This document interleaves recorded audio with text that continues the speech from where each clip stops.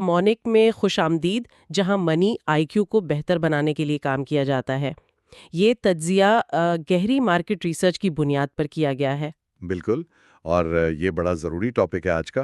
ہاں، کیونکہ مالیاتی سال 2026 کے جو اعداد و شمار آئے ہیں نا، بظاہر تو لگتا ہے کہ پاکستان میں غیر ملکی سرمایہ کاری یعنی جو ایف ڈی آئی ہے اس کا سلسلہ ٹھیک چل رہا ہے۔ بظاہر تو واقعی ایسا ہی لگتا ہے۔ لیکن حقیقت میں نا ہماری معیشت ایک ایسی گاڑی بن چکی ہے جو نیوٹرل گیئر میں ڈھلان پر کھڑی ہے۔ اچھا، نیوٹرل گیئر میں؟ ہاں، مطلب دیکھنے میں تو لگتا ہے کہ پہیے گھوم رہے ہیں اور سفر طے ہو رہا ہے، مگر اصل میں انجن بالکل بند ہے، اور یہ صرف ڈھلان کی کشش ثقال پر ہی چل رہی ہے۔ یہ بڑی زبردست مثال دی ہے۔ بالکل ایسی سچویشن ہے اس وقت۔ تو آج ہم اس ساتھی استحکام کے نیچے جو چھپی ہوئی گہری دراریں ہیں نا، ان کا مطالعہ کریں گے، کیونکہ یہ آنے والے وقت میں کسی بڑے بحران کا سبب بن سکتی ہیں۔ ہاں، اور اس ڈھلان پر گرتی ہوئی گاڑی کی مثال کو اگر ہم معیشت کی زبان میں دیکھیں تو اس وقت ایک لو انویسٹمنٹ ایکویلیبریم چل رہا ہے۔ لو انویسٹمنٹ ایکویلیبریم مطلب تھوڑا تھوڑا پیسہ آ رہا ہے؟ بالکل، یہ ایک ایسی سطح ہے جہاں ملک میں سرمایہ اتنا تو آ رہا ہے کہ نظام مکمل طور پر تباہ نہیں ہو رہا۔ صحیح۔ اور ڈیلی آپریشنز کسی نہ کسی طرح بس گھسیٹ کر آگے بڑھ رہے ہیں۔ لیکن اس لو لیول سروائیول کو ترقی یا گروتھ سمجھنا ایک بہت بڑی بھول ہوگی۔ ہاں، کیونکہ جب انجن بند ہو تو گاڑی کبھی چڑھائی تو چڑھ ہی نہیں سکتی۔ ایگزیکٹلی، ساتھ ہی استحکام کے نیچے دراریں مسلسل گہری ہو رہی ہیں، اور اس تفصیلی جائزے کا مقصد یہی دیکھنا ہے کہ یہ دراریں کہاں کہاں ہیں اور ان کے پھیلنے کی رفتار اصل میں کیا ہے۔ تو یہاں اعداد و شمار یعنی ڈیٹا کا جائزہ لینا بہت ضروری ہو جاتا ہے، کیونکہ نمبرز ہمیشہ تصویر کا دوسرا رخ دکھاتے ہیں۔ صحیح بات ہے۔ اگر صرف فیبروری 2026 کے مہینے کو دیکھا جائے تو ڈیٹا بتاتا ہے کہ net F D I $213 million رہی۔ صرف ایک مہینے کی بات ہو رہی ہے یہ۔ ہاں، اس میں $330 ملین ملک میں داخل ہوئے اور $117 ملین ملک سے باہر گئے۔ اب اگر کوئی صرف انہی فگرز کو پڑھے تو اسے لگے گا کہ حالات بالکل قابو میں ہیں۔ بظاہر تو 213 ملین کا نیٹ پازیٹیو ایک اچھی خبر لگتی ہے۔ تو حقیقت بالکل مختلف نظر آتی ہے۔ میں حیران رہ گئی تھی جب میں نے باری تصویر دیکھی۔ بالکل، اور باری تصویر کا مشاہدہ کرنے پر واقعی حیرت ہوتی ہے۔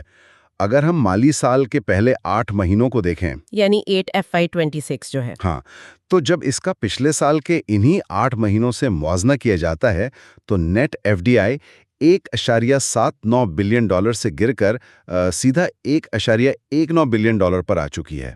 باپ رے، 1.79 سے سیدھا 1.19 بلین۔ یہ محض ایک چھوٹی موٹی گراوٹ نہیں ہے، یہ سیدھا سیدھا 1/3 یعنی 33% کی کمی ہے۔ 1/3 سرمایہ غائب ہو گیا ہے مارکیٹ سے۔ ایگزیکٹلی، تو وہ جو ایک مہینے کا $213 ملین کا ساتھی استحکام دکھ رہا تھا نا، وہ اصل میں اس مسلسل گرتے ہوئے رجحان پر بس پردہ ڈال رہا ہے۔ مطلب وہ ایلیوژن ہے ایک طرح سے۔ صحیح کہا۔ یہاں سب سے بڑا مسئلہ والیوم یعنی حجم کا انتہائی کم ہونا ہے۔ جب گراس انفلوز اس قدر کم ہو جائیں تو اس کا مطلب سیدھا سا یہ ہوتا ہے کہ نئے سرمایہ کار مارکیٹ میں داخل ہی نہیں ہو رہے۔ یہ تو بالکل ایسا ہی ہے جیسے کسی پارٹی میں صرف چند پرانے مہمان چپ چاپ بیٹھے ہوں۔ ہاں بالکل۔ اور دروازے سے نئے لوگوں نے آنا بالکل بند کر دیا ہو۔ اب اگر پارٹی سے لوگ چیخ پکار کر کے باہر نہیں نکل رہے تو اس خاموشی کو ہم کامیابی تو نہیں کہہ سکتے۔ بالکل نہیں کہہ سکتے۔ اصل مسئلہ یہ ہے کہ نئے والیوم کے بغیر، نئے خون کے بغیر کوئی بھی معیشت آگے بڑھ ہی نہیں سکتی۔ تو عام انسان کی زندگی پر اس کا کیا اثر ہوتا ہے؟ دیکھیں، جب نیا سرمایہ نہیں آتا تو نئی فیکٹریز نہیں لگتی، نئے روزگار پیدا نہیں ہوتے، اور آخر کار بے روزگاری اور مہنگائی کا بوجھ بڑھنے لگتا ہے۔ صحیح، اور نئی چیزیں بھی تو نہیں آتی۔ ایگزیکٹلی۔ نئے حاجمے کا نہ آنا سیدھا سیدھا ٹیک ٹرانسفر اور انوویشن کو روک دیتا ہے۔ جب عالمی سرمایہ کار کسی ملک میں پیسہ لگاتا ہے تو وہ صرف ڈالرز نہیں لاتا۔ ہاں، وہ تو اپنا سسٹم بھی لاتا ہے۔ وہ اپنے ساتھ نئی ٹیکنالوجی لاتا ہے، جدید مینجمنٹ کے طریقے اور عالمی مارکیٹ تک رسائی بھی لاتا ہے۔ تو اس وقت سچویشن کیا چل رہی ہے؟ اس وقت صورتحال یہ ہے کہ پرانے انویسٹرز شاید اپنا پیسہ تیزی سے نکال نہیں پا رہے یا مجبوراً رکے ہوئے ہیں، اور نئے انویسٹرز آنے کو تیار نہیں ہیں۔ اسے کسی بھی پیمانے پر سٹیبل یا مستحکم نہیں کہا جا سکتا پھر تو۔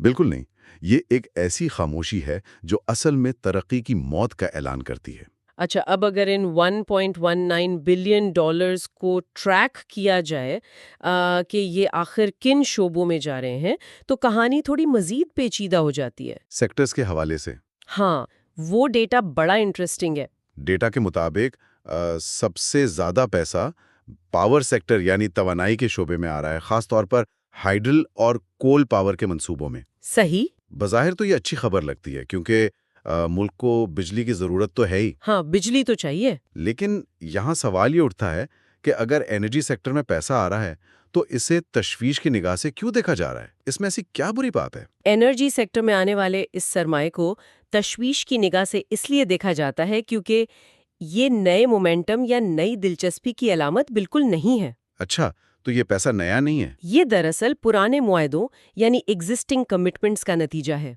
جو پاور پروجیکٹس 10 یا 15 سال پہلے شروع ہوئے تھے نا، یہ پیسہ ان کی بقایا قسطیں ہیں۔ یعنی ان منصوبوں کو مکمل کرنے کے لیے ضروری سرمایہ ہے بس۔ جناب، اور ان منصوبوں میں حکومت کی طرف سے سوورن گارنٹیز شامل ہوتی ہیں، جس کا مطلب ہے کہ سرمایہ کار کا منافع ہر صورت محفوظ ہے۔ چاہے معیشت کا جو بھی حال ہو، ان کو ان کا پیسہ ملے گا۔ بالکل، ان کو فرق نہیں پڑتا۔ تو یہ پیسہ مارکیٹ کے اعتماد کی بنیاد پر نہیں آ رہا، بلکہ ماضی کی حکومتی ضمانتوں کی وجہ سے آ رہا ہے۔ اسے آنے والے وقت کی ترقی کا اشارہ نہیں سمجھا جا سکتا۔ یعنی ہم پریکٹیکلی صرف اپنے پرانے بل چکا رہے ہیں اور اسے نئی سرمایہ کاری کا نام دے رہے ہیں۔ صحیح کہا آپ نے، بالکل یہی ہو رہا ہے۔ اور اس دستاویز میں جو سب سے پریشان کن بات سامنے آتی ہے وہ صرف انرجی سیکٹر کا حاوی ہونا نہیں ہے، بلکہ مخابلاتی شعبے یعنی کمیونیکیشنز اور خاص طور پر ٹیلی کام سیکٹر کا شدید بحران کا شکار ہونا ہے۔ ٹیلی کام کا ڈیٹا تو واقعی کافی خراب ہے۔ ہاں، کیونکہ ٹیلی کام سیکٹر میں سرمایہ آنے کے بجائے تیزی سے نیٹ آؤٹ فلوز کی شکل میں باہر جا رہا ہے۔ اس کی آخر کیا تکنیکی وجوہات ہیں؟ دیکھیں، ٹیلی کام سیکٹر کا بحران اس لو انویسٹمنٹ ایکویلیبریم کا سب سے بڑا سائیڈ ایفیکٹ ہے۔ یہاں سے پیسہ باہر جانے کی سب سے بڑی وجہ پروفٹ ریپیٹریشن ہے، یعنی منافع واپس لے جانے کا عمل۔ تو کمپنیاں اپنا منافع باہر بھیج رہی ہیں۔ ایک صحت مند معیشت میں جب کوئی ملٹی نیشنل کمپنی منافع کماتی ہے تو وہ اس منافع کا ایک بڑا حصہ واپس اسی ملک میں ری انویسٹ کرتی ہے، جیسے نئی 5G ٹیکنالوجی لانے میں یا اپنے نیٹ ورک کو بہتر بنانے میں۔ ایگزیکٹلی۔ لیکن جب انہیں معیشت کے مستقبل یا ایکسچینج ریٹ پر اعتماد نہیں رہتا نا، تو وہ اپنے کمائے ہوئے روپے کو فوراً ڈالرز میں تبدیل کر کے اپنے اصل ملک بھیجنے کی کوشش کرتے ہیں۔ یعنی جلدی سے اپنا پیسہ نکالو یہاں سے۔ ہاں، پاکستان اس وقت نئی ایف ٹی آئی متوجہ کرنے میں تو ناکام ہے ہی، مگر جو موجودہ کمپنیاں یہاں بزنس کر رہی ہیں ان کا اعتماد بھی اس قدر متاثر ہو چکا ہے کہ وہ مزید سرمایہ کاری کے بجائے اپنا کیپٹل بس نکال رہی ہیں۔ اگر اس کو عام زندگی سے جوڑا جائے نا، تو جب ٹیلی کام کمپنیاں اپنا منافع واپس لے جاتی ہیں اور ٹاورز یا انفراسٹرکچر پر دوبارہ پیسہ نہیں لگاتی، تو نتیجہ کال ڈراپس اور سلو انٹرنیٹ کی شکل میں آتا ہے۔ بالکل، اور عام عوام کو ہی بھگتنا پڑتا ہے خراب سروس کی شکل میں۔ اور سب سے بڑی بات، اگر منافع کمانے والے شعبے اپنا پیسہ اتنی تیزی سے باہر بھیج رہے ہیں، تو اس کا مطلب یہ ہوا کہ ایف ڈی آئی کو ملک میں لانے سے کہیں زیادہ بڑا مسئلہ اسے ملک میں روک کر رکھنے کا ہے۔ یہ نقطہ نظر بالکل ٹھیک جگہ نشانہ باندھتا ہے۔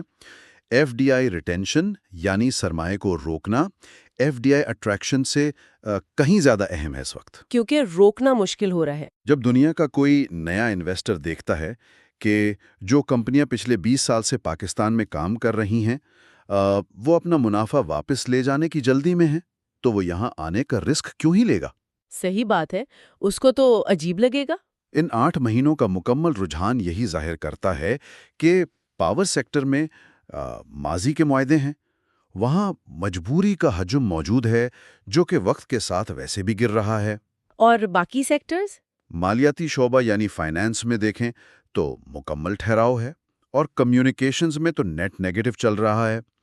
یہ ساری صورتحال ایک انتہائی کانسنٹریٹڈ یعنی محدود اور مسلسل سکڑتی ہوئی سرمایہ کاری کی تصویر کشی کرتی ہے۔ سیکٹرز کی اس محدودیت کے بعد اعداد و شمار ایک اور حیران کن پہلو کی طرف اشارہ کرتے ہیں، اور وہ ہے ان سرمایہ کاروں کی جغرافیائی شناخت؟ جغرافی کا ایلیمنٹ کافی کرٹیکل ہے اس ساری رپورٹ میں۔ جب دیکھا جاتا ہے کہ پیسہ کس خطے سے آ رہا ہے تو معلوم ہوتا ہے کہ ٹوٹل ایف ڈی آئی کا 72% صرف چائنا اور ہانگ کانگ سے منسلک ہے۔ 72% ایک بہت بڑا نمبر ہے۔ یہ تو بالکل ایسی مثال ہے کہ ایک دکاندار کا پورا کاروبار صرف ایک ہی بڑے امیر گراہک پر چل رہا ہو۔ ہاں، اگر کسی دن اس کلائنٹ کو کوئی عالمی مسئلہ پیش آ جائے یا اس کا بس موڈ ہی خراب ہو جائے تو دکان کا بند ہونا تو طے ہے نا۔ اس جغرافیائی انحصار کا مقصد اور اس کی سنگینی کو سمجھنا انتہائی ضروری ہے۔ 72% سرمایہ کاری کا صرف 2 جگہوں سے آنا ڈائیورسفیکیشن یعنی رسک کی تقسیم نہیں ہے۔ تو یہ کیا ہے؟ یہ مکمل ڈپینڈنسی ہے، یعنی انحصار ہے۔ ایک صحت مند عالمی معیشت میں ملک کی کوشش ہوتی ہے کہ اس کے سرمایہ کار مختلف خطوں سے آئیں، جیسے کچھ یورپ سے، کچھ امریکہ سے۔ بالکل، اور کچھ دیگر ایشین ممالک سے بھی، تاکہ اگر ایک خطے میں کوئی بحران آئے تو ملک کی معیشت پر مکمل تباہی نہ آئے۔ لیکن ہمارے کیس میں تو مغربی ممالک اور دیگر عالمی مارکیٹ سے سرمایہ کاری تقریباً صفر ہو چکی ہے۔ صفر کے برابر ہے۔ گلوبل انویسٹمنٹ میپ پر پاکستان کی شناخت انتہائی محدود ہو کر رہ گئی ہے۔ اور اس تصویر کا سب سے خوفناک حصہ وہ نہیں ہے جو آ رہا ہے، بلکہ وہ ہے جو یہاں سے جا رہا ہے۔ ڈیٹا واضح طور پر دکھاتا ہے کہ ناروے، مالٹا اور جرمنی جیسے ممالک اپنا بچا کچا سرمایہ بھی نکال رہے ہیں۔ یہ کافی الارمنگ ٹرینڈ ہے۔ جب یورپ کے اتنے بڑے اور سٹیبل ممالک انخلا کر رہے ہوں تو اسے محض ایک اتفاق تو نہیں سمجھا جا سکتا۔ ان ممالک کے جانے سے تو بچا کچا انویسٹر کانفیڈنس بھی زیرو ہو جاتا ہوگا۔ زیرو ہی سمجھے، کیونکہ ناروے اور جرمنی جیسے ممالک کا مارکیٹ سے نکلنا اصل میں ایک بہت بڑا ریڈ فلیگ یعنی خطرے کا نشان ہوتا ہے پوری دنیا کے پورٹ فولیو مینیجرز کے لیے۔ اچھا، وہ لوگ اس کو کلوزلی واچ کرتے ہیں۔ بالکل، یہ ممالک عام طور پر گرین انرجی، ٹیکنالوجی اور سسٹینیبل ڈیولپمنٹ میں انویسٹ کرتے ہیں لانگ ٹرم کے لیے۔ جب یہ اپنا سرمایہ نکالتے ہیں تو اس کا مطلب یہ ہوتا ہے کہ ان کی رسک اسیسمنٹ کمیٹیز نے اس مارکیٹ کو آنے والے وقت کے لیے غیر محفوظ قرار دے دیا ہے۔ او، یعنی انہوں نے ریڈ لسٹ میں ڈال دیا ہے۔ ایک طرح سے ہاں۔ کیپٹل دیکھیں ایک ہرڈ اینیمل یعنی جھنڈ میں چلنے والے جانور کی طرح ہوتا ہے۔ صحیح۔ سب ایک دوسرے کو فالو کرتے ہیں۔ جب ایک بڑا اور معتبر سرمایہ کار اپنا راستہ بدلتا ہے تو باقی چھوٹے سرمایہ کار بھی اس کی پیروی کرتے ہیں۔ اس سے جو ریپوٹیشنل ڈیمیج ہوتا ہے نا، اسے ٹھیک کرنے میں کئی دہائیاں لگ جاتی ہیں۔ تو یہاں یہ سوال بنیادی حیثیت اختیار کر لیتا ہے کہ آخر ایسی کیا بیماری ہے جو ان مغربی سرمایہ کاروں کو یہاں سے بھگا رہی ہے اور نئے لوگوں کو آنے سے روک رہی ہے؟ اس کے پیچھے کافی وجہ ہے۔ ڈاٹا اور سیکٹرز کا حال تو ہمارے سامنے آ گیا، مگر اس کے پیچھے چھپے ہوئے میکینکس آخر کیا ہے؟ وہ کیا سٹرکچرل اور جیوپولیٹیکل وجوہات ہیں جو اس مارکیٹ کو سرمایہ کاروں کے لیے ایسی ڈھلان بنا چکی ہیں جہاں وہ اپنی گاڑی بالکل کھڑی کرنے کو تیار نہیں؟ اس کو سمجھنے کے لیے معیشت کی 2 اصطلاحات کو دیکھنا ہوگا، سائیکلیکل اور سٹرکچرل۔ وقتی یا سائیکلیکل مسائل وہ ہوتے ہیں جو عالمی منڈی کے ساتھ آتے ہیں اور پھر خود ہی ٹھیک ہو جاتے ہیں۔ لیکن یہاں تو مسئلہ سختی یعنی سٹرکچرل ہے نا؟ بالکل، ملک کا بنیادی ڈھانچہ ہی خراب ہو چکا ہے۔ مثال کے طور پر توانائی یا انرجی کی بڑھتی ہوئی قیمتیں اور سرکولر ڈیٹ کا بحران۔ اس کا سرمایہ کاری پہ کیسا ڈائریکٹ اثر پڑتا ہے؟ اگر ایک انویسٹر کپڑے کی فیکٹری لگانا چاہتا ہے اور وہ اپنا منافع کیلکولیٹ کرتا ہے تو اچانک بجلی کے ریٹس میں دگنا اضافہ اس کے سارے منافع کو کھا جاتا ہے۔ جب پروڈکشن کاسٹ ہی اتنی زیادہ ہو تو عالمی مارکیٹ میں مقابلہ کرنا ناممکن ہو جاتا ہے۔ اور صرف انرجی ہی نہیں، یہاں کا ٹیکس نظام بھی کسی بھول بھلیا سے کم نہیں ہے۔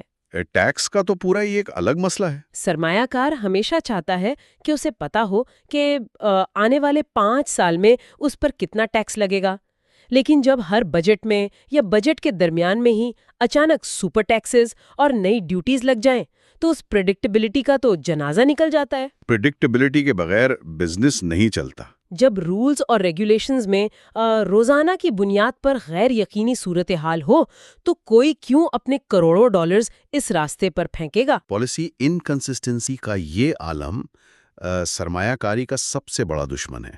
آج ایک پالیسی کا اعلان ہوتا ہے، لوگ اس پر بھروسہ کر کے زمین خریدتے ہیں، اور 6 مہینے بعد حکومت بدلنے پر یا دباؤ میں آ کر وہ پالیسی واپس لے لی جاتی ہے۔ یا واپس زیرو پہ آ جاتے ہیں۔ اس طرح کے ماحول میں صرف وہی لوگ سرمایہ کاری کرتے ہیں جنہیں حکومت کی طرف سے سوورن گارنٹیز ملی ہوں، جیسے ہم نے پاور سیکٹر میں ڈسکس کیا۔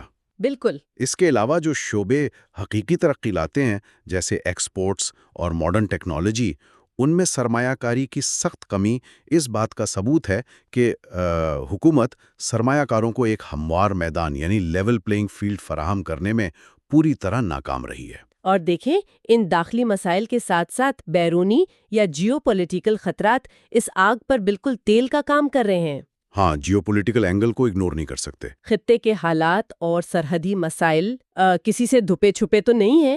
مطلب ہم عالمی سرمایہ کاروں کو ایک ایسی جگہ انوائٹ کر رہے ہیں جہاں بجلی انتہائی مہنگی ہے، ٹیکس کا نظام عجیب و غریب ہے، بیوروکریسی کی دیواریں ہیں، اور پڑوس میں روز نیا ہنگامہ کھڑا ہوتا ہے۔ یہ کمبینیشن بڑا خطرناک ہے۔ ایران کے ساتھ کشیدگی ہو یا افغانستان کے ساتھ بارڈر کے مسائل، یہ سب چیزیں ایک انتہائی عجیب سا ماحول بناتی ہیں۔ اور ان ہنگاموں کا سیدھا اثر رسک پریمیم پر پڑتا ہے۔ جب کسی عالمی کمپنی کا بورڈ آف ڈائریکٹرز انویسٹ کرنے کا فیصلہ کرتا ہے تو اس پورے خطے کی سیکیورٹی سچویشن کو دیکھتا ہے۔ ان کو لگتا ہوگا یہ ہائی رسک زون ہے۔ اگر ریڈ سی یا عربین سی میں کشیدگی چل رہی ہے یا سرحدی حالات خراب ہیں تو انشورنس کمپنیاں شپس اور لاجسٹکس کا پریمیم فوراً بڑھا دیتی ہیں۔ تو فریٹ مہنگا ہو جاتا ہے۔ ہاں بالکل، اگر عام حالات میں انشورنس کاسٹ 2% تھی تو کانفلکٹ کی وجہ سے وہ 5% ہو جاتی ہے۔ یہ اضافی خرچہ پروفٹ مارجن کو مزید کم کر دیتا ہے، اور پھر کیلکولیشنز اپسیٹ ہو جاتی ہیں۔ جب رسک پریمیم اتنا ہائی ہو جائے تو سرمایہ کار دیکھتا ہے کہ ریٹرن آن انویسٹمنٹ یعنی ROI اس رسک کے حساب سے جسٹیفائی نہیں ہو رہا۔ ایسے میں تو سرمایہ سیدھا ادھر کا رخ کرتا ہے جہاں محفوظ اور سستا ماحول دستیاب ہو۔ آج کل کی گلوبلائز دنیا میں کمپٹیشن ویسے ہی انتہائی سخت ہے۔ صحیح بات ہے۔ ویتنام، بنگلہ دیش اور دیگر ایمرجنگ اکانومیز جو ہیں وہ اپنے یہاں سرمایہ کاروں کو لال قالین بچھا کر خوش آمدید کہتے ہیں۔ وہاں کی پالیسیز مستقل رہتی ہیں، انرجی کاسٹس کو سبسڈائز یا کنٹرول کیا جاتا ہے، اور ان کے خطے میں اس قدر عدم استحکام بھی نہیں ہوتا۔ کیا وہاں ایک اسٹیبلٹی ہے؟ ان حقائق کی روشنی میں یہ سمجھنا کوئی مشکل نہیں کہ سرمایہ آخر ناروے یا جرمنی سے نکل کر کسی اور منزل کی طرف کیوں سفر کر رہا ہے۔ یہاں یہ بات ذہن نشین کرنا اہم ہے کہ کیپٹل یعنی سرمایہ انتہائی حساس ہوتا ہے اور اس کی کوئی وطنیت نہیں ہوتی۔ پیسے کا کوئی ملک نہیں ہوتا۔ ہاں، وہ ہمیشہ سیف، پریڈکٹیبل اور پروفیٹیبل جگہ کا ہی رخ کرتا ہے۔ اس پوری ڈسکشن کو اگر سمیٹا جائے تو FDI کو اس ڈھلان پر اٹکی ہوئی سروائیول سطح سے نکل کر اصل ترقی یا گروتھ تک پہنچنے کے لیے 3 بنیادی چیزوں کی اشد ضرورت ہے۔ اور وہ 3 چیزیں کیا ہیں؟ سب سے پہلے سرمایہ کاری میں تنوع یعنی ڈائیورسفیکیشن۔ صرف 1 یا 2 ممالک اور محض پاور سیکٹر پر انحصار ختم کرنا ہوگا۔ دوسرا پوائنٹ؟ دوسرا، پالیسی میں تسلسل۔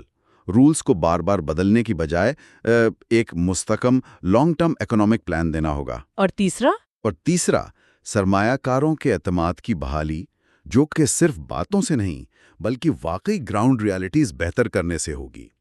اس کے بغیر صورتحال اس لو انویسٹمنٹ ایکویلیبریم میں ہی پھنسی رہے گی۔ ان تمام اعداد و شمار اور حقائق کے تجزیے کے بعد نا ایک سوچنے کا پہلو میرے ذہن میں آتا ہے جسے ہم لمحہ فکریہ کہہ سکتے ہیں۔ آج 72% سرمایہ کاری کے لیے صرف ایک ملک یعنی چائنا پر انحصار کیا جا رہا ہے، جو کہ انتہائی رسکی ہے۔ اگر عالمی سیاست میں کسی اچانک تبدیلی یا وہاں کے اپنے کسی معاشی بحران کی وجہ سے یہ سرمایہ آنا رک جائے تو اس ڈھلان پر کھڑی گاڑی کا کیا بنے گا؟ یہ بڑا کرٹیکل سوال ہے۔ کیا یہاں کوئی پلان B موجود ہے جو اس خلا کو پر کر سکے؟ یہ وہ بنیادی سوال ہے جس کی تیاری آنے والے وقتوں کے لیے سب سے ضروری ہے۔ خیر، یہاں ہم آج کی اس ڈیپ ڈائیو کو ختم کرتے ہیں۔ فیوچر اپڈیٹس کے لیے بیل آئیکن کو پریس کریں اور ہمارے چینل کو لائک اور سبسکرائب کریں۔ تجویز دیں کہ کن ٹاپکس یا کمپنیز پر ریسرچ بیس کنٹینٹ دیکھنا پسند کیا جائے گا۔ Like and subscribe.